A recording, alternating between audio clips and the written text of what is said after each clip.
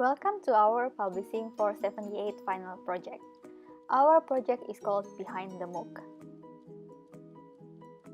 First of all, what is MOOC? MOOC stands for Massive Open Online Courses. We are going to talk about the business model of MOOC as well as its future. When we first heard the term of open education, we might have the question, how do we interpret the words open and free? Generally, these words are interpreted as creating as few restrictions as possible in accessing something such as the learning process. In the era of digital media, providing free formal education like massive open online courses is very possible to do.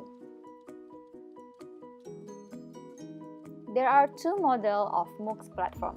One is non-profit and the other one is profit. In this course, we use MOOC platform that applies non-profit model such as EDX. This non-profit institution is financially supported by well-known universities such as MIT, Harvard, and also Stanford University. In this video, we will deeply explore the business model of MOOC. So, what makes universities establish or join Open Educational Resources Initiative? The first one is the conviction of knowledge as a public good, so everyone can take benefit from it. The second one is marketing strategy, which means education can be a way of generating revenues. And the third one is faculty development, including the increasing number of enrolled students, financial growth, and etc. You might have wondered, how does MOOC actually work, especially when we talk about its revenue model. MOOC platforms that use a profit model also offer free lessons for students who take the courses. So, how do they get the revenue? The answer to this question is these platforms sell certification and employee matching service.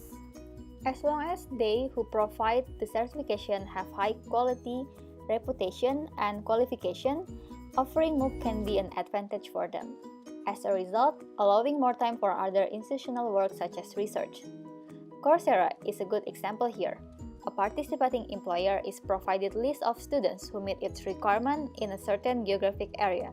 If the employer is interested in one of those students, then Coursera will send an email to the student, and the company has to pay flat fee to Coursera for each introduction, and the college that offers the course will get 6 to 15% of that revenue. If this is the case, what do students get? Research shows that students generally attend university not only because they want to learn something, but also because the qualification that they get will help them in their future career. So, the greater the reputation of the certifying institutions, the more valuable the certificate, diplomas, and the degrees will be. Is online course going to be a threat to universities? The answer is definitely no. On the contrary, it is a huge opportunity through more active participation and also collaboration. Online education not only help to increase the numbers of students but also will create a new potential revenue streams while embedding their reputation for high quality knowledge and teaching. Therefore, this marketing model is win-win solution for student, institution, employer, and the MOOC platforms. However, there is a problem in this business model. First, e-learning has been regarded as product innovation, but how about its sustainability issue? Many projects have no long-lasting effect, and after their funding stop, they could hardly be retrieved. The other example is Udacity. It sells students' information to generate revenues. Udacity runs a program with 350 partner companies. They sell information of those students who would be good matches for partner companies. And those partner companies pay less than you would pay for a headhunter, but more than what you would pay for access to LinkedIn. Overall, open education resources provides both cost saving and revenue generation. Making something open does not always mean direct revenue, but it is often indirect. Using OER with the aim of market reputation and institutional progress can convince more students to enroll.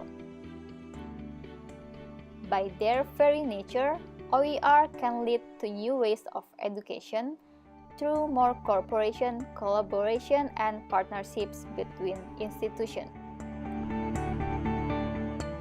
OER makes totally new forms of education possible, and it brings new players into the education market. So, what will be the future of MOOC? MOOC will be one of the alternatives for educational sector to fulfill the future's need. The world's higher level education system must accommodate almost 80 million more students by 2025. This would require building 3 campuses for 30,000 students per week for the next 13 years. And what about the sustainability of open education? Some of MOOC are purely based on volunteers such as peer-to-peer university, which focuses on combining the existing higher education structure and open education. Government also interested in open education growth.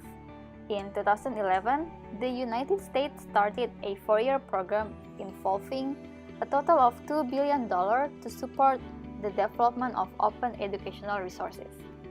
Many other countries, such as India, Brazil, China, Indonesia, Japan, and also Korea, dedicated themselves to development of OER.